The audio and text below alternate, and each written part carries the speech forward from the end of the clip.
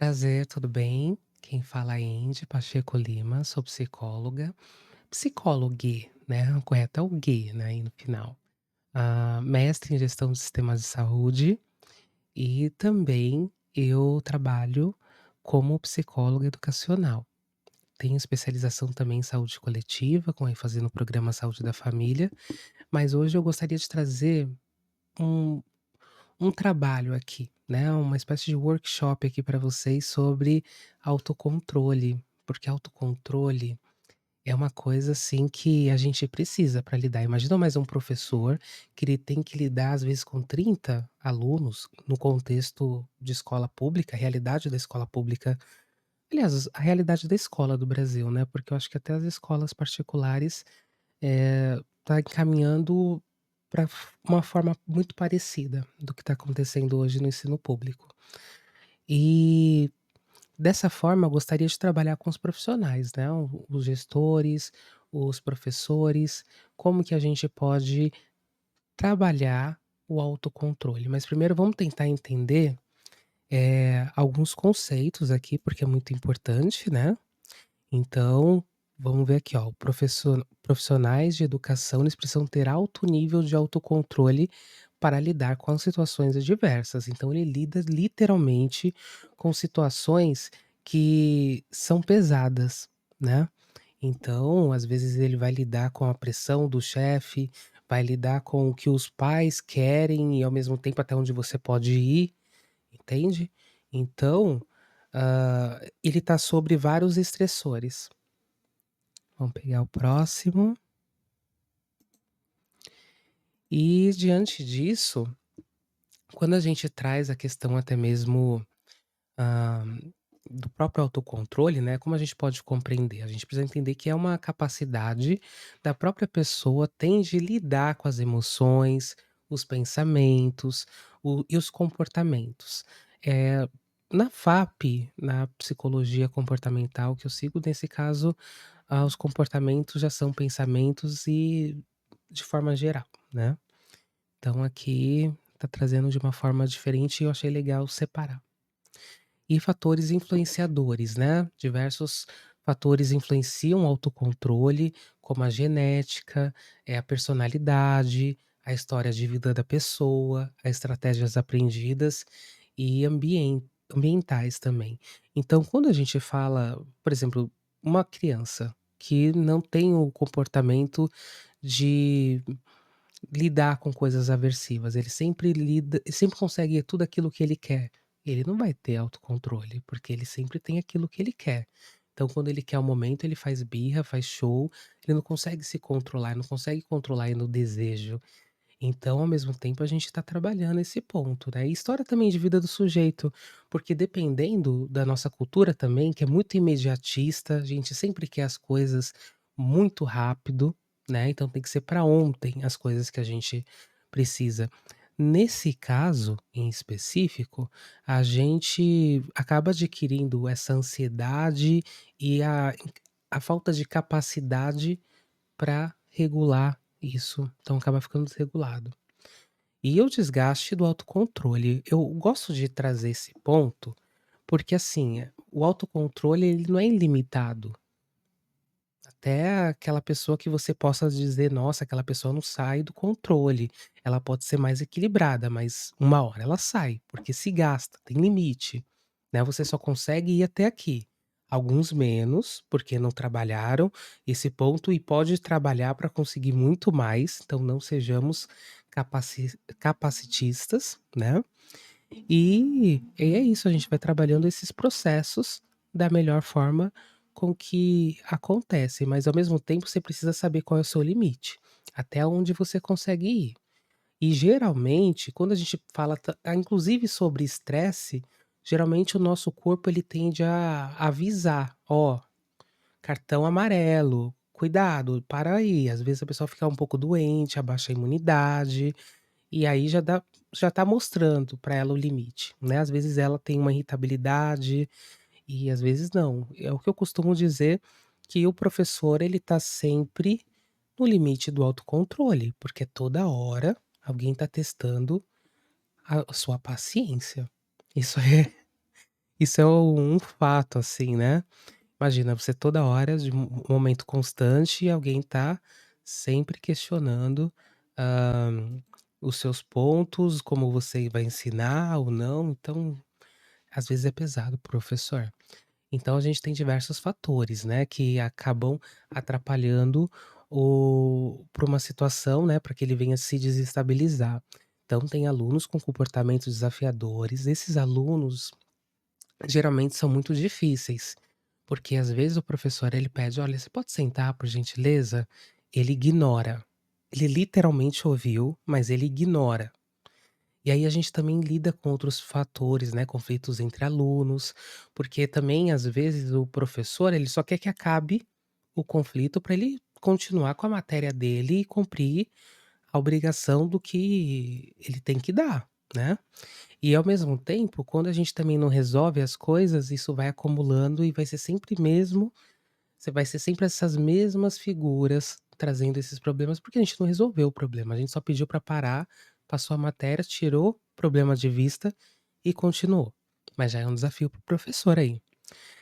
Pais insatisfeitos ou agressivos, tem pais que realmente quando o aluno tira uma nota ruim, isso da nota ruim acontece muito mais em escolas particulares, tá. Agora, sobre insatisfeitos porque o fulano bateu em ciclano, isso a gente consegue ver em ambas as 2 escolas. E comportamento agressivo é uma coisa que é sério, né, tem realmente alguns pais que ultrapassam todos os limites, né, de agressividade. Então a gente pode ver pela televisão, pelo noticiário, a gente pode ver por diversos outros canais, o quanto na realidade é complicado lidar com comportamentos agressivos, ainda mais emitidos por um adulto, né. Se é uma criança, a gente tá ali para ensinar, a gente vai modelar esse comportamento. Agora, desde o momento que é um adulto, aí nesse caso é uma outra situação que acaba agravando para o próprio, professor, porque ele vai ter que chamar ali a ronda vai ir, vai ter que ir boletim de ocorrência, vai ter que ir gestão, é uma coisa muito complicada. Então pai, por favor, mãe responsável, não sejam agressivos com os professores ou com qualquer outra pessoa, tá bom? É legal respeitar os professores. Então, a gente também traz também as pressões administrativas, né, e o excesso de trabalho. No Brasil existe um consenso de dizer que o trabalho do próprio professor não é remunerado adequadamente, que de certa forma ele trabalha muito, mas também não é reconhecido. É importante salientar que se nós estamos aqui hoje, se eu estou aqui hoje, é através de um professor, de vários professores, pessoas que ensinaram habilidades, seja no serviço onde você tá, que é alguma coisa, alguém ensinou você a fazer as coisas. Então ele fez um papel de professor, mesmo que ele não tenha ali um diploma, tá? Então, mesmo assim, a gente precisa respeitar, porque é um conhecimento. E conhecimento é um fator muito importante, né? Então a gente precisa respeitar. Imagina quantos professores passaram na sua vida. Algum talvez tenha sido especial, tenha sido muito bom, então vamos manter o respeito com os professores. Eu sempre trago e sempre eu vou frisar essa tecla, porque sem respeito a gente não consegue nada, tá. E a falta de recurso e suporte. Ah, eu acho que também varia, porque assim, o professor ele tem um horário dele que ele tem que fazer as atividades, etcétera, e às vezes algumas atividades já vêm prontas. Então, alguns professores até gostam disso, já está pronta e eu só vou ali dar aula, só tenho que saber o conteúdo. Outros gostam de personalizar, fazer com que tenha a sua cara, do jeito que funciona, o que seria ideal, né, porque o que funciona para uma escola não funciona necessariamente para as outras. Então, ele tenta personalizar, mas para personalizar você precisa ter um tempo para pensar. E às vezes o professor ele acaba levando esse trabalho para casa, né. E é complicado, porque ele também tem que ter um tempo ali para a família, ele tem que ter um tempo ali de lazer, porque senão o autocontrole ele vai minando. Então é muito importante, né, saber esses limites aí, estabelecer esses limites. e problemas pessoais do professor, porque não vamos achar que a vida do professor é apenas, né, a escola. Não, o professor também tem outras coisas para fazer. Professor também vai para o supermercado, professor também sai, vai para um barzinho, também vai para um shopping, vai para um cinema. Então é uma pessoa como qualquer outra. Então não vamos também, de certa forma, enaltecer de uma forma tão desumana assim, né. É uma pessoa comum como qualquer outra e também merece descanso. E agora, hum, vamos pegar aqui mais um ponto. E aí a gente traz também, né, dentro da sala de aula, geralmente, de acordo com Skinner, né, a fuga e a esquiva são mecanismos pelos quais os indivíduos aprendem a evitar estímulos adversos. Então é um mecanismo de defesa, né, então é um mecanismo que ajuda a sobrevivência, né. E dentro do contexto da sala de aula, esses comportamentos eles podem ser se manifestar de maneiras como fuga. Então, o professor, às vezes, ele pode sair: "Ah, eu vou lá pegar um equipamento", ou demorar para entrar na sala. Então observa já esses comportamentos que já são um indicador que o negócio está difícil ali naquela sala. E também para os gestores também, para ajudar o professor, né, diante disso. Não é cobrar, mas ajudar, ver o que precisa, tentar dar o suporte. E a esquiva, e quando ele já está dentro de uma situação, aí ele não lida. Então a gente pode atribuir várias questões aí, como faltas e etcétera, que eu coloquei assim, ó, ir beber água, pedir para o banheiro frequentemente, mas isso é um comportamento que é muito emitido pelos alunos, né, quando eles não querem fazer uma atividade, eles nem querem ir no banheiro. Vamos ser sinceros, eles simplesmente a maioria das vezes, eles querem só sair e respirar um pouco. É lógico que a gente não pode, né, não posso aqui generalizar e dizer que todos são assim, não. Mas grandes você percebe que às vezes é só de você sair, passear um pouquinho e voltar. E ao mesmo tempo a gente não pode implicar tanto por esse comportamento. Se a pessoa voltou e focou ali, tá tudo bem. E no professor, às vezes ele sai lá: "Ah, segura aqui um minutinho fulano", que às vezes fala para um colega: "Deixa só um minutinho ali pegar água no banheiro". Pronto, ele conseguiu respirar, né, aí depois ele vai e volta.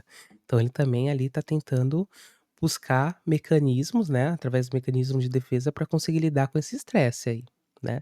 Eu não vou julgar, dizer se é certo ou errado, mas a forma com que ele conseguiu para lidar com esse comportamento, né. O impacto no aprendizado. Quando a gente fala sobre fuga e esquiva, então se todo momento a gente esquivar de situações desagradáveis, tem 2 alunos brigando, e eu quero só que eles parem de brigar e eu continuo dando aula. Isso vai acabar prejudicando tanto o aluno quanto o professor, porque esse comportamento, como eu havia dito anteriormente, ele vai voltar, porque se não foi resolvido ali entre os alunos, eles não vão parar até conseguir. E às vezes levar para a diretoria, assim, não sei, às vezes não funciona muito. Às vezes é chegar: "O que está acontecendo?", né, trazer: "O que está acontecendo com vocês?". "Ah, vocês estão com raiva? O quê? Fulano chutou fulano, por que que você chutou?". Aí você tenta ver, você tenta trabalhar esse ponto: "Olha, mas não é legal você fazer isso". Sabe, você tentar conciliar ali a situação. Conciliou, foca na aula. Agora o problema é que às vezes é aquela coisa: "Ó, parou, não quero ouvir, eu quero simplesmente que pare a briga", e aí continuou, né, e vai continuar, porque a gente não resolveu o problema. Evitar tarefas, situações desafiadoras. O aluno perde a oportunidade de aprender a desenvolver suas habilidades, então é um desafio aprender a lidar com a diferença, a aprender a lidar com o outro.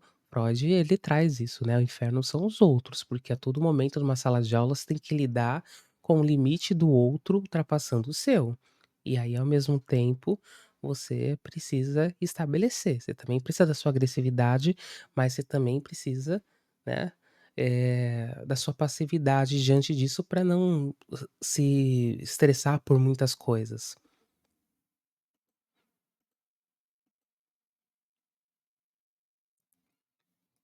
E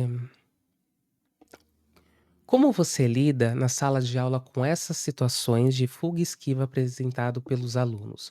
Então, quando o aluno ele começa a pedir muito ir para o banheiro, quando o aluno ele começa a levantar de uma ca- carteira, né? Uma carteira para outra, quando o aluno ele começa a levantar, fazer uma graça, como que você lida nessas situações? E aí é uma pergunta que eu faço para você, profissional. Como que você lida, professor, quando eu falo professora, é professora e professore, tá?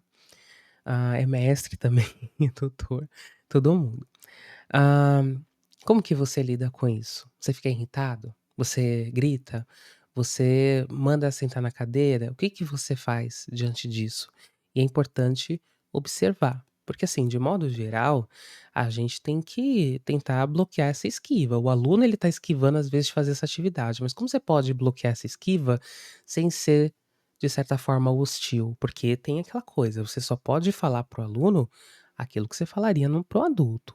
Aliás, você não pode falar para o aluno aquilo que você não falaria para um adulto. Então, quando a gente já percebe isso, a gente já percebe já um limite, né. Como que eu tenho que tratar esse aluno? Com respeito. O que eu recomendo, que é uma coisa que funciona muito, é você tratar a pessoa como visita, né, literalmente uma visita. E é curioso que esse comportamento de tentar ser legal, de tentar fazer as coisas funcionarem, dá muito resultado, assim. Eu tenho percebido muito resultado, porque não cria conflito. A gente pode pegar vários exemplos de professores de educação física. Eles não se comportam como aquele papel de autoridade, né, de certa forma impositivo. Ele chega como se fosse uma visita e você vai recebê-lo, né. Ou você está indo, de certa forma, visitá-lo. Então, é um convite aí para a gente repensar um pouco como isso acontece, mas é lógico que na prática é bem difícil, né, bem difícil. A teoria também é muito bonita. E como evitar ser reativo diante de situações que envolvem a contrariedade? Esse é um desafio, acho que é um desafio para todo mundo.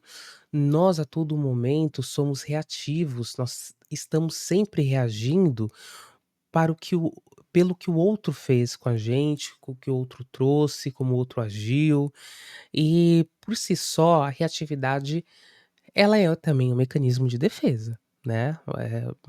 Se a gente for dizer um mecanismo de defesa parecido, é como se fosse parecido, porque não é e também não é isso. É como se fosse uma espécie de reflexo, aconteceu uma coisa, você já vai e se defende. Mas isso a gente chamaria na psicologia como um comportamento já automatizado, né, automaticamente você está ali condicionado a agir dessa forma. Hã, seria diferente um pouquinho do reflexo, né. Não sei se faz sentido trazer desse ponto, mas se quiser depois eu posso falar mais sobre isso, que eu acho que é bem mais interessante e dá para entender um pouquinho mais desse ponto de vista um pouquinho mais comportamental, né. Hã, e a estratégia de autocontrole baseada na psicologia comportamental, que é justamente, nesse ponto, né. E opa, sim, estratégia de autocontrole baseada na psicologia comportamental. Então eu criei aqui uma espécie de passo a passo, como que a gente pode lidar diante de uma situação dessa. Então vamos lá? Então vamos pegar aqui o primeiro ponto. O primeiro passo é a autoconsciência. Sem autoconsciência a gente não consegue nada. Então monitoramento. É importante você prestar atenção, professor, aos seus pensamentos, às suas emoções, aos comportamentos, em diferentes situações. Identificação de gatilho. Perceba qual situação faz você sair do sério. É importante. Que situação está acontecendo ali? Qual é a problemática diante da situação que você percebeu que é: "Ó, aqui eu perco o controle". Então você já vai vendo aonde é o seu limite, até aonde você consegue chegar, porque se você ultrapassa ele, você pode acabar partindo para agressão, você pode acabar, fazendo N situações. Então observa, identifique os seus gatilhos, até aonde, né, você consegue ir. E aí analisar o impacto, né, as consequências das suas ações e reações em si mesmo. Quando você conversa com o aluno irritado, como você se sente também? Quando você fala de uma forma legal, como você se sente? E também ver esse impacto. E também como é o impacto no ambiente, porque às vezes se você reagir de uma forma hostil, você tanto vai ter problema com a direção, com os pais, com o próprio aluno, você pode acabar perdendo, né, a própria confiança do aluno diante disso. Então é legal a gente observar como que a gente pode lidar com isso da melhor forma possível. Hã, Nesse caso, no segundo passo, a gente está trabalhando um outro ponto aqui, que seria a técnica de relaxamento. Então, quais são as técnicas que eu recomendo para um professor? Praticar uma respiração profunda. Você respira, inspira e de uma forma lenta, você vai ali trazendo da melhor forma possível. A meditação, então nesse caso, você pega uns momentos e você tenta meditar, fugir um pouquinho da tecnologia, porque a tecnologia ela acaba viciando e ao mesmo tempo os mesmos comportamentos que a gente está vendo hoje nos adolescentes, a gente também está vendo nos professores, né, essa coisa do imediatismo, da ansiedade. Então vamos começar a trabalhar também esse ponto aí, né, pegar um momento só para você, nem que seja alguns minutos, nem que seja 5 minutos. Entra na sala, às vezes, do professor, fica ali 5 minutos, só 5 minutos. Se alguém falar alguma coisa, você fica em silêncio. 5 minutos, depois você volta, né. É lógico também, né, quem chamou, aí você avalia aí a situação também para não criar problema, né. E mindfulness, nesse caso, hã eu já considero a meditação uma prática de atenção plena, tá. Então coloquei aqui de uma forma separada, mas ao mesmo tempo, quando a gente está ensinando para os alunos essa habilidade de autocontrole, de sentar no seu lugar, de fazer essas outras coisas, a gente também precisa ter essa habilidade, né, de conseguir se concentrar, de conseguir lidar com esses pontos. Não sei se vocês estão ouvindo meus cachorros aqui fora. Vamos lá para o terceiro ponto aqui. E vamos trabalhar a reestruturação cognitiva. Essa reestruturação cognitiva nada mais é do que ressignificar, né. Mas ao mesmo tempo banalizou essa palavra do ressignificar. Então vamos utilizar esse termo aqui mais enfeitado. E é isso, vamos identificar quais são os pensamentos que você tem que é negativo. Quais os pensamentos que você tem que são negativos e reconhecer. A gente não tá lá para proibir o pensamento, porque a maioria das pessoas, elas tentam impedir esse pensamento. Então deixa vir, identifica, deixa vir os pensamentos, vai identificando o que está acontecendo. Depois, hã, você tenta substituir para um pensamento positivo, é igual a questão da Bela Gil lá, ela não fala para substituir a batata frita por uma batata assada? Um exemplo disso? É exatamente isso. Se você percebeu que um pensamento está muito pessimista, como que a gente pode fazer um meio termo? Para que não seja nem tão pessimista e nem tão, sabe, nem tão muito feliz, porque muito feliz, um pensamento muito positivo, de certa forma, ele também tá fora da realidade, né. Porque o mundo não é um parque de diversão, como diz o Balboa, né, que o povo adora, né. Coach adora colocar aquele vídeo lá, né, aquele vídeo da coerção ali, eu acho que é Rock Balboa, né. E agora a gente vai trabalhar o outro passo, que seria o passo número 4. Nesse passo número 4 a gente trabalha com planejamento e preparação. Então vamos definir metas claras, né. A gente precisa ser realistas, não adianta a gente chegar na sala de aula, for corrigir o caderno dos alunos e achar que eles vão ficar todos sentados ali sem falar nada, porque isso não vai acontecer. e vamos trazer para a realidade. A questão é, a gente tem que imaginar que nós estamos lidando com, alunos do Fundi 1, alunos do Fundi 2, ensino médio. Talvez ele já seja uma coisa totalmente diferente, porque ele já tem uma determinada modelação, já são modelados pela sociedade no que esperar, né, e eles estão indo lá justamente para se enquadrar nesse padrão, a maioria, né, não todos, porque a gente não pode falar de todos.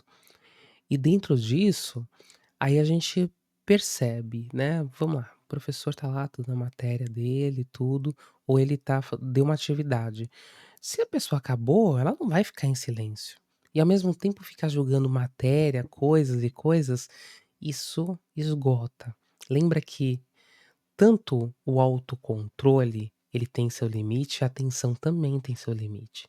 Até um determinado momento, os alunos conseguem prestar atenção, depois eles ficam cansados. É lógico que cada um pode trabalhar a sua habilidade para se desenvolver, dá para trabalhar num coletivo, dá, mas ao mesmo tempo, se a gente está passando muita atividade, eles estão ficando esgotados ou estão dispersando muito, pode ser também um indicador de que essas atividades podem não estar sendo compatíveis com a realidade social delas, né, porque pode ser que elas não estejam entendendo a matéria, pode ser também que elas não tenham passado por um treinamento prévio para conseguir responder essas questões, e o desafio novamente da sala de aula cheia, né. Hã, e é isso, trabalhar, tentar antecipar as situações, hã, é, evitar a tomada de decisões impulsivas, fazer as coisas, de uma forma geral. Se você sabe que você vai entrar naquela sala de aula, e naquela sala de aula tem X, Y, Z, e de certa forma o comportamento deles tiram do sério, você pode até imaginar ali uma espécie de RPG. Tá, se isso acontecer, qual seria a melhor forma de resolver isso? Como a gente conseguiria resolver isso de uma forma harmoniosa? Como que se mesmo assim isso não acontecer, como que a gente pode agir? Se o professor ele já entra preparado diante dessas coisas, isso evita que tenha problemas no futuro. Isso evita dele chegar e começar a tomar atitude, sair gritando, e aí isso atrapalha bastante.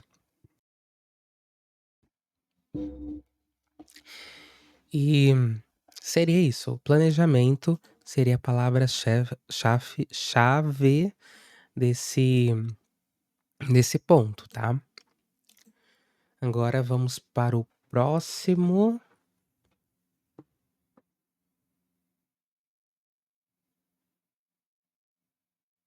Calma aí que tá carregando. É meio demoradinho isso, né. Pronto, autorrecompensas, né. Então, recompensas e punições.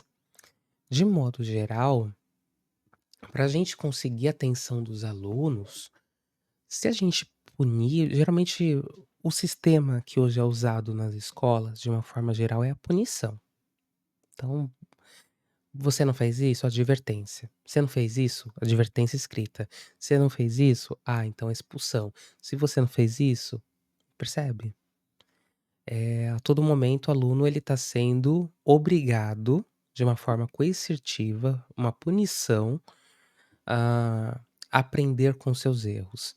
Mas a gente tem outras alternativas para aprender com o erro, e a gente só aprendeu a trabalhar com a punição.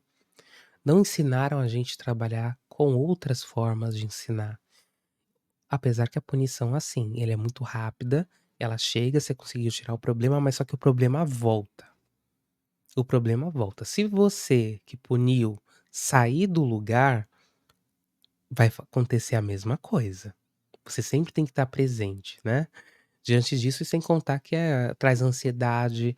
Tem diversos estudos, inclusive do Sigman, que fala sobre o quanto a punição ela pode causar problemas, né, às vezes até permanentes, no próprio ser humano.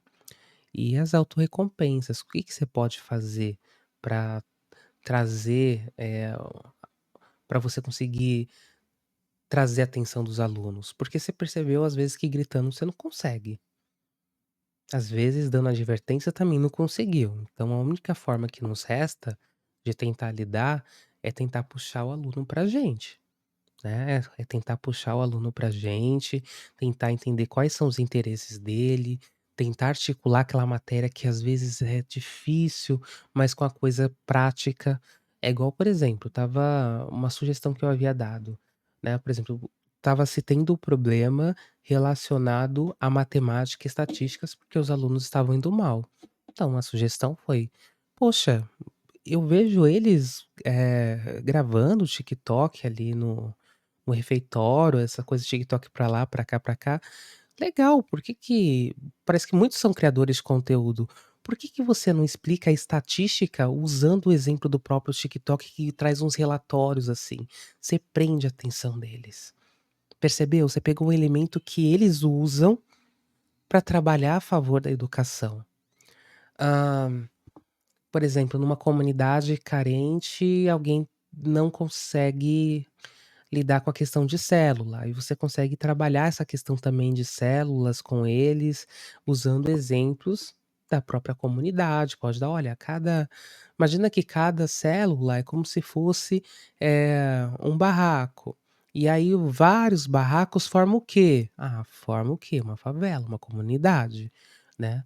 Hoje a gente fala favela, porque a favela ela se ressignificou, né, então as pessoas é importante ter orgulho da sua origem, né, mas ao mesmo tempo, se você prefere chamar de comunidade, tá tudo bem, né. A gente fica criando, às vezes, alguns conceitos para tentar fugir dos estigmas, mas na realidade a gente precisa entender, a gente precisa alterar talvez o significado das palavras, né. Então, é é algo que a gente precisa trazer também. Hã, e o que eu digo também, que é muito importante o professor ele cuidar de si mesmo. De uma forma geral, eu percebo que os professores, eles estão muitos estão adoecidos, né, porque uma coisa é você ficar ali 1 mês, 2 meses, 3 meses, 6 meses, passou de 1 ano, 2 anos, você percebe uma queda muito grande de desempenho dos professores. E aí, tanto porque eu acho que as estatísticas podem trazer essa questão do qual é o número de professores que estão afastados, e são coisas que de fato acontece na nossa sociedade educacional. Mas o que que você pode fazer? Você pode ter um sono melhor. Tenta dormir pelo menos 8 horas, o máximo que você conseguir, porque muitas das vezes acabam dando aula em vários períodos, isso desregula. Tentar ter uma alimentação saudável, eh, e seria isso, né. Atividade física regular, então é legal você ter uma atividade física, lembrando que tanto a alimentação quanto a parte física, é legal que vocês vejam um profissional adequado para te ajudar, né. Eh, às vezes a alimentação saudável, aquilo que você imagina que é saudável, não é nem um pouco saudável, né. Então, por exemplo, suco de laranja, eu estava até tentando estava fazendo uma dieta e eu tinha que tomar suco de laranja, depois eu descobri que nessa dieta eu não podia tomar suco de laranja, porque nesse caso, da forma com que eu estava tomando, não era saudável. Então, aí a gente pensa também como que como que o nosso organismo funciona, o que é saudável para você, né, porque às vezes não é saudável para aquela mulher da revista, e para ela o conceito de saudável é diferente, então vê o que é saudável para você, procura seu atendimento personalizado. E a mesma coisa da academia, né, o treino que funciona para ciclano, não funciona para fulano, né. Então, observa para você não criar lesão, para você também não agravar um problema de saúde que já tem, e também para você não se esgotar, porque você vai lá na academia, gasta toda a sua energia e, nesse caso, a academia maior, que seria com os alunos, você realmente, às vezes, vai ter uma grande dificuldade para conseguir lidar.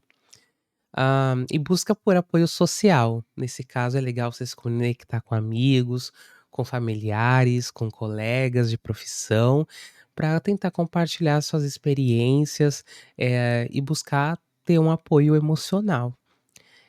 Ajuda profissional, nesse caso, se você achar que é adequado, você pode, nesse caso, chamar um psicólogo, né, uma psicóloga, psicólogue, para desenvolver essas estratégias personalizadas de autocontrole e lidar com desafios específicos. Então, às vezes a psicologia ajuda bastante, né. A psicologia educacional, nesse caso, como é a minha forma de conduta, que eu percebo que funciona bastante. O professor, ele traz um problema que ele está tendo na sala de aula. Às vezes é uma dificuldade para lidar com 5 alunos. Então o que que eu faço? Eu ouço o que o professor disse, depois eu peço autorização, eu vou lá, observo, fico ali observando.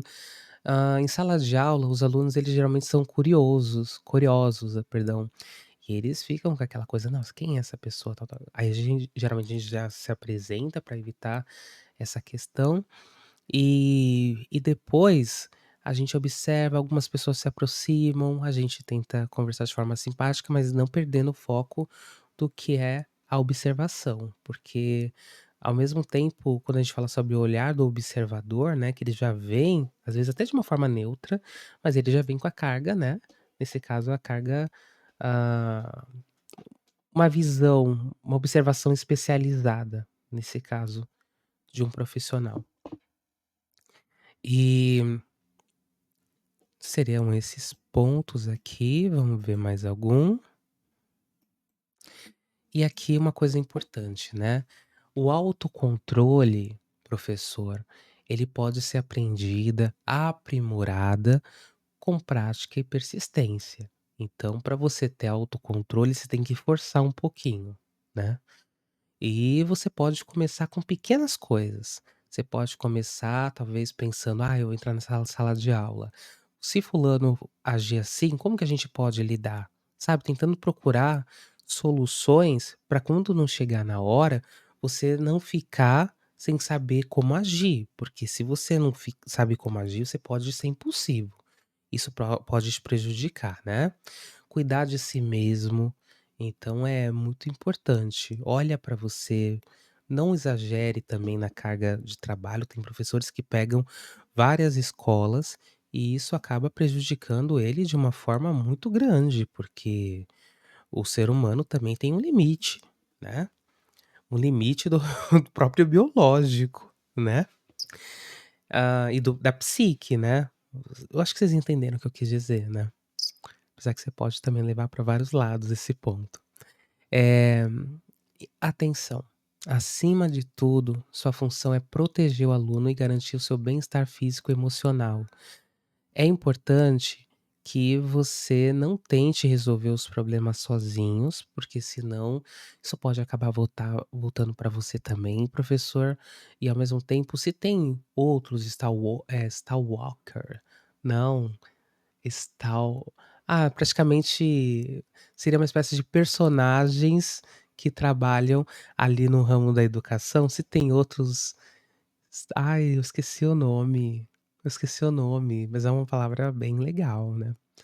Ah, Outros personagens da área da educação, você pode aliviar um pouquinho esse problema. Às vezes tem a PEC, né, que de certa forma acaba intermediando, situações de conflito, às vezes tem uma pessoa focal que acaba fazendo isso, então isso acaba ajudando a aliviar seu sofrimento em relação a isso. E a gente pede para seguir os protocolos das escolas, né, porque cada escola, cada regimento, ele tem as suas regras. Caso isso aconteça, agir dessa forma. Então é muito legal que você esteja ciente de como que funciona essas regras de um modo mais prático. E nesse caso, eu gostaria de agradecer a você. Ai meu Deus, tá tocando uma música? Eu não quero essa música não.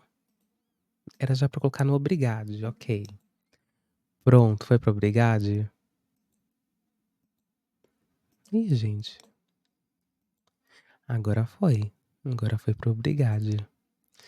E é isso, eu gostaria de agradecer vocês por ter assistido. Foi 40 minutos, né, uns 45 minutos, mas eu espero que tenha sido 45 minutos que alguma coisa do que eu falei possa ajudar. E eu peço por gentileza, se você chegou até aqui, me segue também, compartilha, né, o vídeo e e é isso, deixa seu comentário, porque seu comentário é muito importante. Só tenta equilibrar aí seu comentário, né, porque ser pessimista demais não é muito bom e nem: "Oh, é maravilhoso". Eu quero ver o que que você acha sobre o autocontrole do professor na educação. É sobre isso.